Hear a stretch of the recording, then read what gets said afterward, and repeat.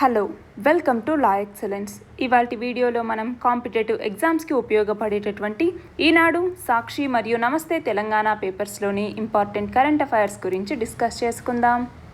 ఇవాల్టి మన first article వచ్చేసి వ్యవసాయానికి సంబంధించి ఎరువుల యొక్క ధరల పెరుగుదల గురించి.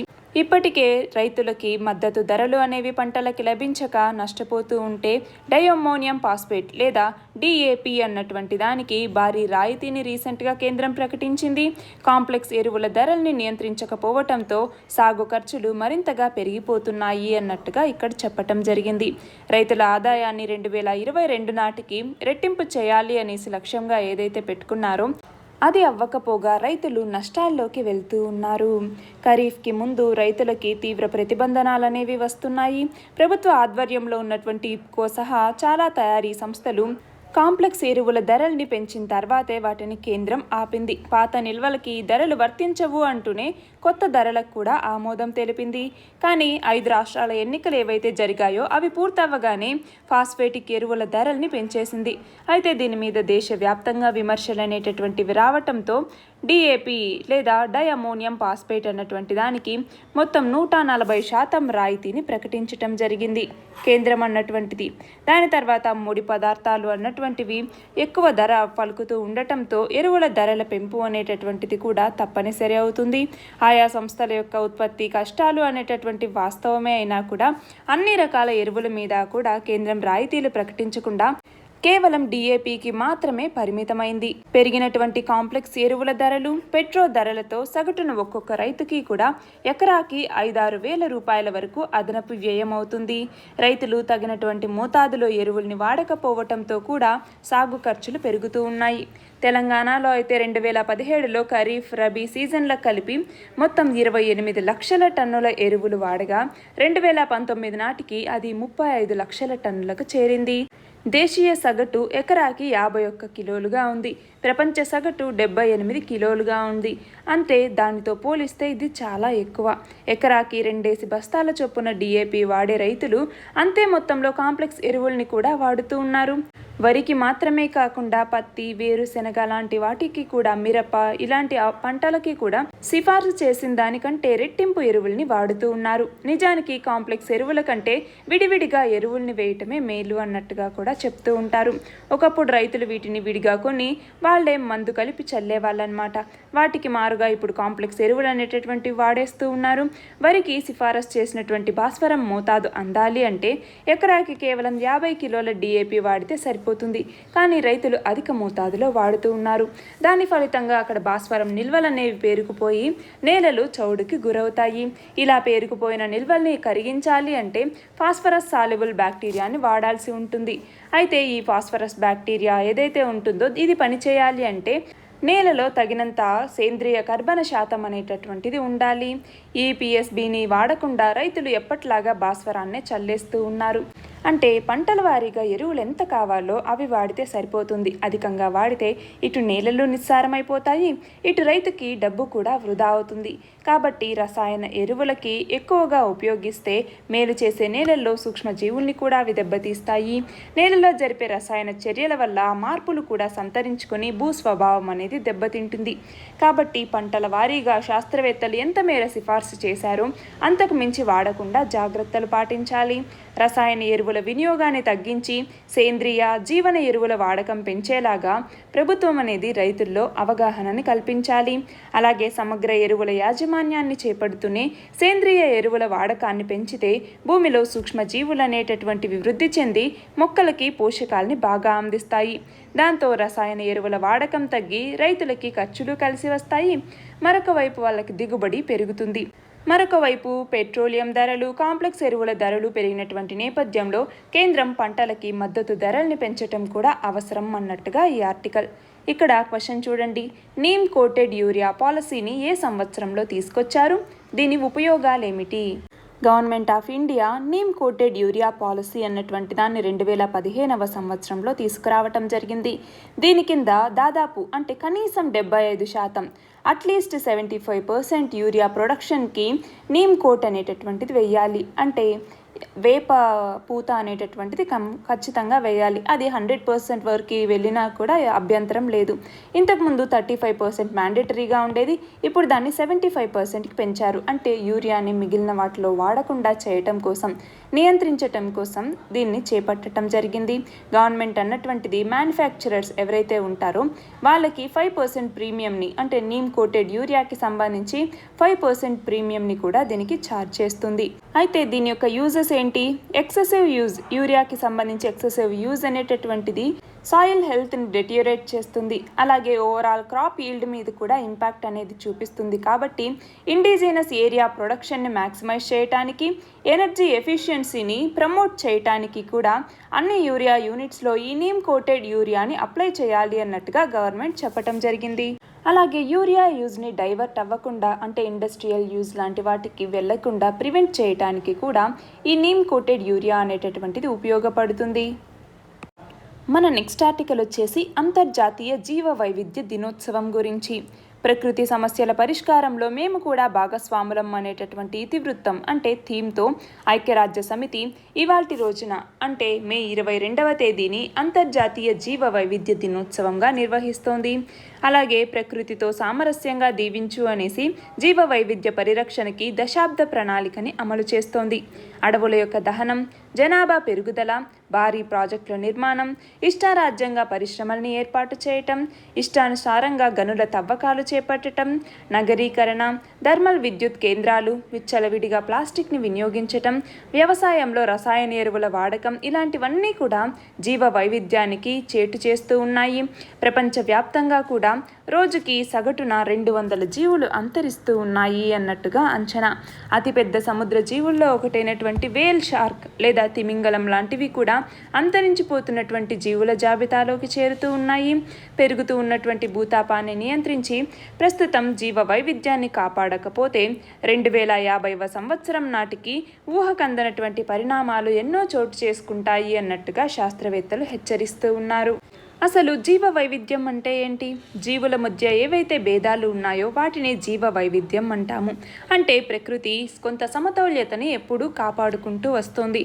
అలాంటి సమతౌల్యాన్ని కోల్పోతే జంతువులు, పక్షుల నుంచి మనుషులకి ఎన్నో రోగాలు వస్తాయి. మృత కళేబరాల్ని తినేటటువంటి దాదాపు రాబందు జాతి అనేటటువంటిది అంతరించిపోతుంది. దాంతో చనిపోయిన జంతువుల శరీరాలు కుళ్ళిపోయి సూక్ష్మజీవులు విస్తరించి రోగాలు ప్రజ్వరిల్లుతూ ఉన్నాయి. లక్షల కొద్దీ ఉన్న జీవరాశుల్లో ఏ ఒక్క జీవజాతి అంతరించినా కూడా దాని ప్రభావం మానవ మనుగడ మీద పడుతుంది. అయితే భవిష్యత్తు తరాలకి జీవ వైవిధ్యం అనేటటువంటిది వెలకట్టలేని ఆస్తి అన్నట్టుగా ఐక్యరాజ్య సమితి చెప్తోంది. దాదాపు 196 దేశాలు భాగస్వాములైనటువంటి అంతర్జాతీయ జీవ వైవిధ్య ఒడంబడిక అంటాము. మొత్తం 196 దేశాలు ఇందులో భాగస్వాములుగా ఉన్నాయి. UNCBD అంటాము, లేదా అంతర్జాతీయ జీవ వైవిధ్య ఒడంబడిక. దీనికి అనుగుణంగా జీవ వైవిధ్య పరిరక్షణకి ఐక్యరాజ్య సమితి కృషి చేస్తోంది. ప్రతి 2 ఏళ్లకొకసారి కాన్ఫరెన్స్ ఆఫ్ పార్టీస్ లేదా COP అంటాము. COP నిర్వహించేటటువంటి సదస్సులో సాధించినటువంటి ప్రగతిని చర్చించి భవిష్యత్ ప్రణాళికల్ని రూపొందిస్తారు. COP11 సదస్సుకి 2012లో హైదరాబాద్ ఆతిథ్యమిచ్చింది.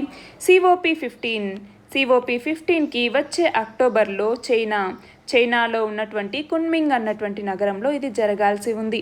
అయితే కరోనాతో నెలకొన్నటువంటి పరిస్థితుల దృష్ట్యా ఆ సదస్సు ఆన్లైన్ వేదికగా జరిగే అవకాశం అనేటటువంటిది ఉంది.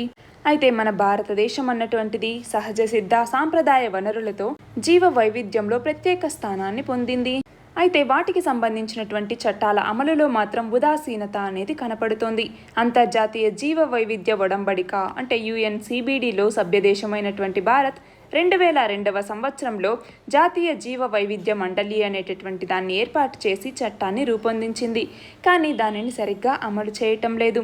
1986వ సంవత్సరంలో తీసుకొచ్చినటువంటి పర్యావరణ పరిరక్షణ, 1980లో తీసుకొచ్చినటువంటి అటవీ పరిరక్షణ, 1981లో తీసుకొచ్చినటువంటి వాయు కాలుష్య నియంత్రణ, 1974లో తీసుకొచ్చినటువంటి జల కాలుష్య నియంత్రణ కావచ్చు, 1972 వన్యప్రాణుల సంరక్షణ చట్టం ఇలాంటివి ఎన్ని ఉన్నా కూడా మన భారతదేశంలో కాలుష్యం పెరిగిపోతూనే ఉంది. అడవులు, వన్యప్రాణులు తగ్గిపోతూనే ఉన్నాయి. ప్రపంచ సగటుతో పోలిస్తే అతి తక్కువగా మన దేశంలో 21% అడవులు మాత్రమే ఉన్నాయి. తెలంగాణలో అయితే 26% ఉన్నాయి. అంటే స్టేట్ వైజ్ చూస్తే ఇదేమో ఇండియాలో వచ్చేసి 21% ఉంటే తెలంగాణలో 26%, ఏపీలోకి వచ్చేసరికి 29% మేర అరణ్యాలు ఉన్నాయి. అయినా కూడా అంతర్జాతీయ ఒడంబడికకి తగినట్టుగా జీవ వైవిధ్యాన్ని పెంచడానికి కేంద్ర రాష్ట్ర ప్రభుత్వాలు కృషి చేయాల్సినటువంటి అవసరం ఉంది. అప్పుడే భావితరాలకి భద్రమైనటువంటి భవిష్యత్తుని మనం అందించగలము అన్నటువంటిది ఈ ఆర్టికల్. ఇక్కడ క్వశ్చన్ చూడండి, అంతర్జాతీయ జీవ వైవిధ్య దినోత్సవాన్ని ఎప్పుడు జరుపుకుంటాము? మే 22వ తేదీన. ఈ సంవత్సరం ఇతివృత్తం లేదా థీమ్ ఏమిటి? We are part of the solution for nature లేదా ప్రకృతి సమస్యల పరిష్కారంలో మేము భాగస్వాములం అనేటటువంటిది ఈ సంవత్సరం యొక్క ఇతివృత్తం. మన నెక్స్ట్ ఆర్టికల్ వచ్చేసి మన దేశ ప్రఖ్యాత పర్యావరణవేత్త, చిప్కో ఉద్యమ సారథి అయినటువంటి సుందర్లాల్ బహుగుణ. ఈయనకి కరోనా సోకటంతో ఈయన మరణించారు. ఉత్తరాఖండ్ సర్కారు ఈయనకి ప్రభుత్వ లాంఛనాలతో గంగానది తీరాన అంత్యక్రియలు నిర్వహించింది. ఈయన 1960 సంవత్సరం నుంచి కూడా పర్యావరణ పరిరక్షణ మీద దృష్టి సారించి దీనికోసమే ఈయన తన జీవితాన్ని కూడా అంకితం చేశారు. 1970లలో చిప్కో ఉద్యమం ద్వారా హిమాలయాల్లో అడవుల యొక్క నరికివేతకి, తెహ్రీ డ్యాం నిర్మాణానికి వ్యతిరేకంగా తీవ్ర పోరాటాలు చేశారు. ఈ డ్యాం కారణంగా చాలామంది నిరాశ్రయులవుతారు అనేసి దాదాపు 84 రోజుల పాటు నిరాహార దీక్షను చేపట్టారు. అదే ఆనకట్ట కారణంగా తన యొక్క వారసత్వ ఇంటిని కూడా కోల్పోవటం జరిగింది. ఈయన చేసినటువంటి పర్యావరణ సేవలకి గుర్తింపుగా ఈయనకి పద్మశ్రీ, పద్మ విభూషణ్ పురస్కారాలతో ప్రభుత్వం ఆయన్ని గౌరవించింది. ఇక్కడ క్వశ్చన్ చూడండి, ఇటీవల మరణించినటువంటి ప్రఖ్యాత పర్యావరణవేత్త, చిప్కో ఉద్యమ సారథి ఎవరు? సుందర్లాల్ బహుగుణ. మన నెక్స్ట్ ఆర్టికల్ వచ్చేసి మిషన్ అంత్యోదయ సర్వే 2019 గురించి. 2019కి సంబంధించి మిషన్ అంత్యోదయ సర్వేని పరిశీలిస్తే దాదాపు 80%కి పైగా గ్రామాల్లో వైద్య సౌకర్యాలు అనేవి లేవు అన్నట్టుగా తేలింది. 6% గ్రామాల్లో కమ్యూనిటీ హెల్త్ సెంటర్లు, 14.5% గ్రామాల్లో ప్రాథమిక వైద్య కేంద్రాలు, 23.5% గ్రామాల్లో ఆరోగ్య ఉప కేంద్రాలు, 11.5% గ్రామాల్లో మాత్రమే జన ఔషధి కేంద్రాలు ఉన్నాయి అన్నట్టుగా తేలింది. దేశవ్యాప్తంగా ఉన్నటువంటి దాదాపు 2,66,430 పల్లెల్లో సర్వే చేసినటువంటి తర్వాత ఈ వివరాలు అనేవి చెప్పటం జరిగింది. అంతేకాకుండా భూసార పరీక్షా కేంద్రాలు, రైల్వే స్టేషన్లు, ప్రభుత్వ డిగ్రీ కాలేజీలు, వృత్తి విద్యా కేంద్రాలు, వ్యవసాయ విస్తరణ కేంద్రాలు కేవలం 10% లోపు పల్లెలకి మాత్రమే పరిమితమయ్యాయి అన్నట్టుగా చెప్తూ ఉన్నారు. గ్రామాల్లో అత్యధికంగా ఉన్న సౌకర్యం అంగన్వాడీ కేంద్రాలు, మొబైల్ ఫోన్ సౌకర్యం, ఇంటర్నెట్, బ్రాడ్బ్యాండ్, పోస్ట్ ఆఫీసులు, పంచాయతీ భవనాలు, రహదారుల అనుసంధానం మాత్రం బాగానే ఉంది అన్నట్టుగా తేలింది. ఇటీవల కేంద్ర వైద్య ఆరోగ్య శాఖ విడుదల చేసినటువంటి గ్రామీణ వైద్య నివేదిక ప్రకారం కూడా పల్లెల్లో ఉన్న ఆసుపత్రుల్లో కూడా సరైన వైద్య సిబ్బంది లేరు. డాక్టర్ల నుంచి ల్యాబ్ టెక్నీషియన్స్ వరకు 80,000కు పైగా పోస్టులు ఖాళీగా ఉన్నాయి అనేసి అందులో తేలింది. ఇక్కడ క్వశ్చన్ చూడండి, ఏ శాఖ మిషన్ అంత్యోదయ సర్వేని నిర్వహించింది? ఏ శాఖ? కేంద్ర గ్రామీణాభివృద్ధి శాఖ. మన నెక్స్ట్ ఆర్టికల్ వచ్చేసి టిబెట్ గురించి. టిబెట్ సరిహద్దులోని మారుమూల గ్రామాల్లో మౌలిక వసతుల కల్పన అనేటటువంటి దాని ముసుగులో చైనా అన్నటువంటిది భారత్లోని అరుణాచల్ ప్రదేశ్, ఇటు నేపాల్, భూటాన్ భూభాగాలకి చేరువగా వస్తోంది అన్నటువంటిది ఈ ఆర్టికల్. టిబెట్ ఆధ్యాత్మిక గురువు అయినటువంటి దలైలామా వారసుడి ఎంపిక విషయమై చైనా విడుదల చేసినటువంటి శ్వేతపత్రం ఈ విషయాన్ని గురించి చెప్తోంది. 1951 నుంచి టిబెట్, దాని యొక్క విమోచనం, అభివృద్ధి, శ్రేయస్సు అనేసి ఈ శ్వేతపత్రానికి పేరు పెట్టారు. హిమాలయ ప్రాంతంలో 4,000 కిలోమీటర్ల సరిహద్దుల మీద పట్టు సాధించాలి అంటే టిబెట్ అన్నటువంటిది కీలకం కావటంతో సరిహద్దు గ్రామాల అభివృద్ధి పేరిట చైనా వ్యూహాత్మకంగా అడుగులు వేస్తోంది. కమ్యూనిస్ట్ పార్టీ సూచనల మేరకి పేదరికంతో అవస్థలు పడుతున్నటువంటి టిబెట్ సరిహద్దు గ్రామాల అభివృద్ధి పనులకి ప్రతి సంవత్సరం నిధులు కేటాయింపులు పెంచుకొని వెళ్తాము అన్నట్టుగా ఈ శ్వేతపత్రంలో పేర్కొన్నారు. 2012లో జీ జిన్పింగ్ అధికారంలోకి వచ్చిన తర్వాత చైనా సరిహద్దుల అభివృద్ధి, కొత్త గ్రామాల ఏర్పాటు మీద దృష్టి పెట్టడం జరిగింది. విస్తృతంగా హైవేల యొక్క నిర్మాణాన్ని చేపట్టి 3 కొత్త విమానాశ్రయాల నిర్మాణానికి కూడా నిధుల్ని కేటాయించింది. అయితే ఈ శ్వేతపత్రం ఏంటి అన్నటువంటిది మనం చూస్తే, టిబెట్ ఆధ్యాత్మిక గురువు అయినటువంటి దలైలామా వారసుడు ఎవరైనా కూడా మా ఆమోదం అనేది తప్పనిసరిగా ఉండాలి, అలా కాకుండా వాళ్ళ యొక్క ఇష్టానుసారం ఎవరో ఒకరిని వారసులుగా నియమిస్తే మేము గుర్తించము అన్నట్టుగా చైనా ప్రభుత్వం స్పష్టం చేసింది. 17-18 శతాబ్దాల్లో చైనాను పరిపాలించినటువంటి రాజుల కాలం నుంచి కూడా బౌద్ధ గురువుల వారసుల పాలకులకి ఆమోదం అనేది తప్పనిసరిగా ఉండేది. కాబట్టి ఇప్పుడు కూడా ఎవరైనా వారసుడి ఉంటే వాళ్ళకి మా ఆమోదం అనేది తప్పనిసరిగా ఉండాలి అన్నట్టుగా చైనా చెప్తోంది. ఇక్కడ క్వశ్చన్ చూడండి, ప్రపంచంలోనే ఎత్తైన ప్రదేశంగా ప్రపంచపు పైకప్పుగా ప్రసిద్ధి చెందినటువంటి ప్రాంతం ఏది? ఏ ప్రాంతం? టిబెట్. మన నెక్స్ట్ ఆర్టికల్ వచ్చేసి, మన దేశంలో కోవిడ్-19 వ్యాక్సిన్ల కొరత అనేటటువంటిది ఉంది. దీన్ని అధిగమించే ఉద్దేశంతోనే కోవాక్సిన్ టీకాని విదేశాల్లో ఉత్పత్తి చేయటం కోసం ఏమేం అవకాశాలు ఉన్నాయి అన్నట్టుగా చూస్తోంది. ఈ వ్యాక్సిన్ ఉత్పత్తిని పెంచే అంశాన్ని ప్రపంచ ఆరోగ్య సంస్థ దృష్టికి కూడా తీసుకెళ్లాలి అన్నట్టుగా ప్రభుత్వం భావిస్తోంది. దీనికి సంబంధించి ఇక్కడ క్వశ్చన్ చూడండి, కోవాక్సిన్ టీకాని ఉత్పత్తి చేసినటువంటి సంస్థ ఏది? ఈ టీకా ఉత్పత్తిలో ఏ ప్రక్రియని వినియోగించారు? కోవాక్సిన్ని ఎవరు ఉత్పత్తి చేశారు? భారత్ బయోటెక్. ఈ టీకా ఉత్పత్తిలో ఏ ప్రక్రియని ఉపయోగించారు? కోవిడ్ వైరస్ని ఇనాక్టివ్ చేసి ఈ టీకాని తయారు చేయటం జరిగింది. అంటే నిర్వీర్యం చేయటం అంటాము. ఎందుకంటే ఇనాక్టివేటెడ్ వైరస్ అన్నది మన శరీరంలో వృద్ధి చెందదు, వ్యాధిని కూడా కలిగించలేదు. కాబట్టి ఈ టీకా ప్రక్రియని ఇందులో వాడటం జరిగింది. మన నెక్స్ట్ ఆర్టికల్ వచ్చేసి, రీసెంట్గా ఏపీలో ఏప్రిల్ 8వ తేదీన జరిగినటువంటి జెడ్పీటీసీ మరియు ఎంపీటీసీ ఎన్నికలకు సంబంధించి రాష్ట్ర ఎన్నికల సంఘం అనేటటువంటిది ఏప్రిల్ 1న నోటిఫికేషన్ని జారీ చేయటం జరిగింది. ఈ నోటిఫికేషన్ని రద్దు చేస్తూ హైకోర్టు అనేటటువంటిది తీర్పు ఇవ్వటం జరిగింది. పోలింగ్కి 4 వారాల ముందు ఎన్నికల కోడ్ అనేటటువంటి దాన్ని విధించాలి అన్నట్టుగా సుప్రీంకోర్టు ఇచ్చినటువంటి ఆదేశాలకి ఈ నోటిఫికేషన్ అనేది విరుద్ధంగా ఉంది అన్నట్టుగా తేల్చి చెప్పింది. ఏప్రిల్ 1వ తేదీన ఏపీ రాష్ట్ర ఎన్నికల కమిషనర్ నీలం సాహ్ని ఇచ్చినటువంటి ఎన్నికల ప్రకటన అన్నది చట్టవిరుద్ధమైంది అన్నట్టుగా ప్రకటించటం జరిగింది. జెడ్పీటీసీ మరియు ఎంపీటీసీ ఎన్నికల ప్రక్రియ ఎక్కడి నుంచి ఆగిందో మళ్ళీ అక్కడి నుంచి ఎన్నికలు నిర్వహించేందుకు తాజాగా నోటిఫికేషన్ ఇవ్వాలి అన్నట్టుగా ఆదేశించింది. ఇక్కడ క్వశ్చన్ చూడండి, రాష్ట్ర ఎన్నికల అధికారిని ఎవరు నియమిస్తారు? గవర్నర్ నియమిస్తారు. మన నెక్స్ట్ ఆర్టికల్ వచ్చేసి, టీఎస్పీఎస్సీ చైర్మన్గా ఐఏఎస్ అధికారి డాక్టర్ బి జనార్దన రెడ్డి పదవీ బాధ్యతల్ని స్వీకరించారు. ఈ కార్యక్రమంలో కమిషన్ తాత్కాలిక చైర్మన్ అయినటువంటి సాయిలు ఈయన నూతన చైర్మన్తో ప్రమాణ స్వీకారం చేయించారు. కమిషన్ ముఖ్య కార్యదర్శి కొత్తగా నియమితులైనటువంటి సభ్యుల సమక్షంలో ఈ కార్యక్రమం జరిగింది. చైర్మన్గా పదవి బాధ్యతలు స్వీకరించిన తర్వాత ఆ సభ్యులు ఎవరైతే ఉన్నారో వాళ్ళ చేత కూడా ప్రమాణ స్వీకారం చేయించారు. ఇక్కడ క్వశ్చన్ చూడండి, తెలంగాణ పబ్లిక్ సర్వీస్ కమిషన్ చైర్మన్గా ఎవరు బాధ్యతల్ని స్వీకరించారు? Doctor B Janardhana Reddy. మన నెక్స్ట్ ఆర్టికల్ వచ్చేసి, ఇంటర్నెట్ ఎక్స్ప్లోరర్ అన్నటువంటిది 2022 జూన్ 15వ తేదీ నుంచి దీనికి సపోర్ట్ను నిలిపివేస్తున్నాము అన్నట్టుగా ఐటీ దిగ్గజం మైక్రోసాఫ్ట్ అనేది వెల్లడించింది. విండోస్ 95 ఆపరేటింగ్ సిస్టమ్తో పాటు అప్పట్లో ఈ బ్రౌజర్ని మైక్రోసాఫ్ట్ ప్రవేశపెట్టింది. ఇంటర్నెట్ ఎక్స్ప్లోరర్ 11 డెస్క్టాప్ యాప్ని విండోస్ 10కి సంబంధించిన కొన్ని వెర్షన్స్లో నిలిపివేస్తున్నాము. వచ్చే ఏడాది జూన్ 15 నుంచి దీనికి సపోర్ట్ సర్వీసులు ఉండవు అన్నట్టుగా మైక్రోసాఫ్ట్ ఎడ్జ్ ప్రోగ్రామ్ మేనేజర్ ఒక బ్లాగ్ పోస్ట్లో తెలిపారు. ఎక్స్ప్లోరర్ కన్నా కూడా ఎడ్జ్ బ్రౌజర్ అన్నటువంటిది వేగవంతంగా, సురక్షితమైందిగా, ఆధునికమైందిగా ఆయన పేర్కొన్నారు. ఎడ్జ్ బ్రౌజర్లోనే ఇంటర్నెట్ ఎక్స్ప్లోరర్ కూడా ఉంటుంది. దీనికి కనీసం 2029 దాకా సపోర్ట్ కొనసాగిస్తాము అన్నట్టుగా చెప్పడం జరిగింది. అసలు ఈ విండోస్ 95 ఆపరేటింగ్ సిస్టంలో భాగంగా 1995వ సంవత్సరంలో ఇంటర్నెట్ ఎక్స్ప్లోరర్ అన్నటువంటి దాన్ని ప్రవేశపెట్టారు.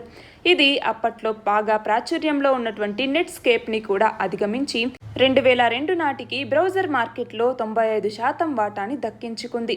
ఆ తర్వాత ఇది క్రమంగా తగ్గుతూ 2010లోకి వచ్చేసరికి 50% లోపుకు తగ్గితే ప్రస్తుతం ఇది 5%కి పరిమితమైంది. గూగుల్కి సంబంధించినటువంటి గూగుల్ క్రోమ్ బ్రౌజర్ అన్నటువంటిది ప్రస్తుతం 69% మార్కెట్ వాటాతో అగ్రస్థానంలో ఉంది. ఇక్కడ క్వశ్చన్ చూడండి, ఇంటర్నెట్ ఎక్స్ప్లోరర్ బ్రౌజర్కి సపోర్ట్ని మైక్రోసాఫ్ట్ ఎప్పటి నుంచి నిలిపివేయబోతోంది? ఎప్పటి నుంచి?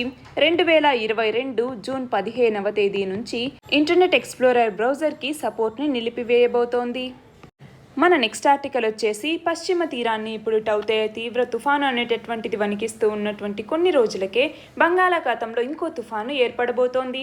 ఉత్తర అండమాన్ సముద్రానికి ఆనుకుని ఉన్నటువంటి తూర్పు మధ్య బంగాళాఖాతంలో అల్పపీడనం ఏర్పడింది. అది వాయువ్య దిశగా కదులుతూ వాయుగుండంగాను ఆ పైన తీవ్ర వాయుగుండంగాను ఈ నెల 24కి తుఫానుగా మారబోతోంది. తర్వాత అదే దిశలో ఇది పయనిస్తూ మరింత తీవ్ర రూపం దాలుస్తుంది. ఇది ఈ నెల 26కి ఒడిషా పశ్చిమ బెంగాల్ మధ్య తీరం చేరుతుంది అన్నట్టుగా మన భారత వాతావరణ విభాగం ప్రకటించింది. అయితే దీని ప్రభావం రాష్ట్రం మీద స్వల్పంగా ఉంటుంది, పశ్చిమ బెంగాల్ రాష్ట్రం మీద అధికంగా ఉంటుంది అన్నట్టుగా అంచనా వేయటం జరిగింది. మరొక వైపు నైరుతి రుతుపవనాలు అండమాన్ సముద్రంలోకి ప్రవేశిస్తూ ఉన్నాయి. ఈ రుతుపవనాలు దక్షిణ ఉత్తర అండమాన్ సముద్రం, నికోబార్ దీవులతో పాటు దక్షిణ బంగాళాఖాతంలోని కొన్ని ప్రాంతాల్లోకి ప్రవేశించాయి. 2 రోజుల్లోనే నైరుతి, ఆగ్నేయ మరియు తూర్పు మధ్య బంగాళాఖాతంలోకి ఈ రుతుపవనాలు విస్తరిస్తాయి.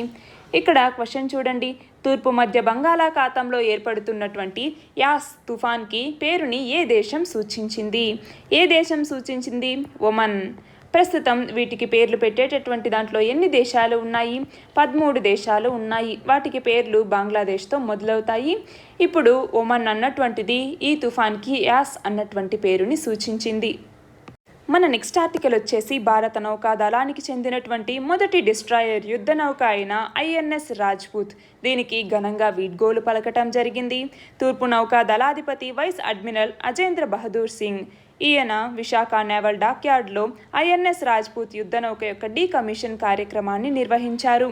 ఈ సందర్భంగా ఐఎన్ఎస్ రాజ్పూత్ అందించినటువంటి సేవలకి గుర్తింపుగా ప్రత్యేక పోస్టల్ కవర్ని ఆవిష్కరించటం జరిగింది.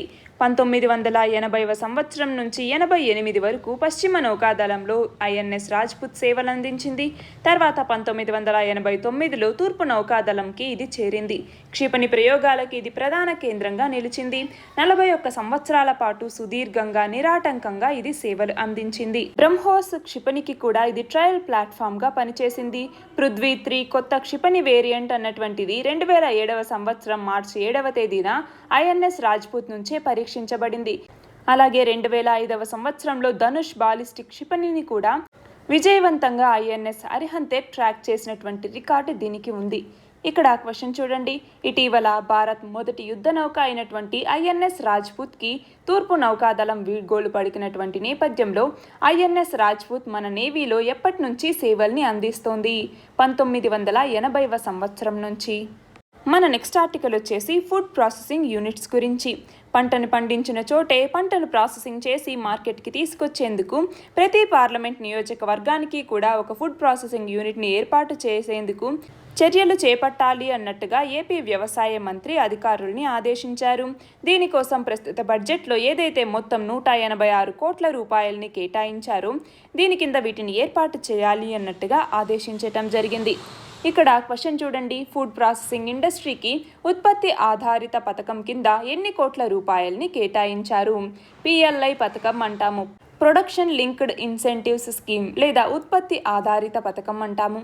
దీని కింద ఫుడ్ ప్రాసెసింగ్ ఇండస్ట్రీకి మొత్తం ఎన్ని కోట్ల రూపాయల్ని కేటాయించారు? 10,900 కోట్ల రూపాయల్ని దీని కింద కేటాయించటం జరిగింది. మన నెక్స్ట్ ఆర్టికల్ వచ్చేసి కరోనా చికిత్సని ఆరోగ్యశ్రీలోకి చేర్చాలి అన్నట్టుగా టీపీసీసీ అధ్యక్షుడు నల్గొండ ఎంపీ డిమాండ్ చేయటం జరిగింది. ఇక్కడ క్వశ్చన్ చూడండి, ఇటీవల ఏ రాష్ట్రం కరోనా చికిత్సని ఆరోగ్యశ్రీ ట్రస్ట్ పరిధిలోకి చేర్చింది? ఏ రాష్ట్రం? ఆంధ్రప్రదేశ్. ఇవాల్టి మన లాస్ట్ ఆర్టికల్ వచ్చేసి కరోనా థర్డ్ వేవ్లో చిన్నపిల్లలు ఎక్కువగా ఎఫెక్ట్ అయ్యేటటువంటి ప్రమాదం ఉంది అని చెప్తూ ఉన్నటువంటి నేపథ్యంలో ముఖ్యంగా ఒబిసిటీ సమస్య ఉన్నటువంటి వాళ్ళకి, అందులోనూ ముఖ్యంగా 12 ఏళ్ల లోపు వయసు ఉన్నటువంటి పిల్లలు థర్డ్ వేవ్లో కోవిడ్ బారిన పడే ముప్పు ఎక్కువగా ఉంది అన్నట్టుగా వైద్య నిపుణులు చెప్తూ ఉన్నారు. కాబట్టి తల్లిదండ్రులు జాగ్రత్తగా ఉండాలి, పిల్లలకి వీలైనంత త్వరగా వ్యాక్సిన్ వేయించాలి అన్నట్టుగా సూచించటం జరుగుతోంది. ఇక్కడ క్వశ్చన్ చూడండి, 2025 నాటికి సాధించాలని లక్ష్యంగా పెట్టుకున్నటువంటి 6 గ్లోబల్ న్యూట్రిషన్ టార్గెట్స్ ఏమిటి? 2012వ సంవత్సరంలో వరల్డ్ హెల్త్ అసెంబ్లీ అన్నటువంటిది వరల్డ్ హెల్త్ ఆర్గనైజేషన్లో డెసిషన్ మేకింగ్ బాడీ అన్నమాట. ఇది మొత్తం 6 న్యూట్రిషన్ టార్గెట్స్ అన్నటువంటి వాటిని 2025 కల్లా ఇవి సాధించాలి అన్నట్టుగా కొన్ని టార్గెట్స్ని పెట్టడం జరిగింది. 6 టార్గెట్స్ ఏంటి? ఒకటి వచ్చేసి స్టంటింగ్ అన్నటువంటి దాన్ని పిల్లల్లో, అది కూడా అండర్ 5 పిల్లలు ఎవరైతే ఉంటారో వాళ్ళలోకి వచ్చేసరికి 40%ని తగ్గించాలి, అంటే రెడ్యూస్ చేయాలి అన్నట్టుగా. అంతేకాకుండా అనీమియా లేదా రక్తహీనత అని కూడా అంటాము. అనీమియాకి సంబంధించి 19 నుంచి 49 సంవత్సరాల లోపు ఉండేటటువంటి ఉమెన్ ఎవరైతే ఉంటారో వాళ్ళలో 50% తగ్గించాలి. అంతేకాకుండా లో బర్త్ వెయిట్ని 30% తగ్గించాలి. చైల్డ్హుడ్ ఓవర్ వెయిట్ని ఇంక్రీజ్ అవ్వకుండా చూసుకోవాలి. అలాగే బ్రెస్ట్ ఫీడింగ్ రేట్ని అది కూడా ఫస్ట్ 6 మంత్స్లో కనీసం 50%కి పెంచాలి అన్నట్టుగా. చైల్డ్హుడ్ వేస్టింగ్ ఏదైతే ఉంటుందో దాన్ని 5% కన్నా తక్కువకి రెడ్యూస్ చేయాలి అన్నట్టుగా ఈ 6 న్యూట్రిషన్ టార్గెట్స్ని కూడా 2025 నాటికి సాధించాలి అన్నట్టుగా వరల్డ్ హెల్త్ అసెంబ్లీ, ఇది వరల్డ్ హెల్త్ ఆర్గనైజేషన్లో ఉన్నటువంటి డెసిషన్ మేకింగ్ బాడీ, ఇది ఈ టార్గెట్స్ని పెట్టుకోవటం జరిగింది. దీనికి సంబంధించే గ్లోబల్ న్యూట్రిషన్ రిపోర్ట్ అన్నటువంటి దాన్ని కూడా ఇవ్వటం జరిగింది. అందులో ఈ 6 న్యూట్రిషన్ టార్గెట్స్ ఏవైతే ఉన్నాయో 2025 నాటికి అచీవ్ చేయాలి అని, అవి అచీవ్ చేయలేనటువంటి 88 దేశాల్లో మన భారతదేశం కూడా ఒకటి అన్నట్టుగా చెప్తూ ఉన్నారు. నిన్నటి క్వశ్చన్ వచ్చేసి సిమోర్గ్ అనున్నది ఏ దేశానికి సంబంధించిన సూపర్ కంప్యూటర్? ఏ దేశానికి సంబంధించింది? ఇరాన్. ఇవాల్టి క్వశ్చన్ వచ్చేసి ఇటీవల పాకిస్తాన్ నూతన జాతీయ భద్రతా సలహాదారుగా ఎవరు నియమితులయ్యారు? దీని ఆన్సర్ కమెంట్ సెక్షన్లో ఇవ్వండి. కరెక్ట్ ఆన్సర్ రేపటి వీడియోలో చూద్దాం. All the very best and thank you very much.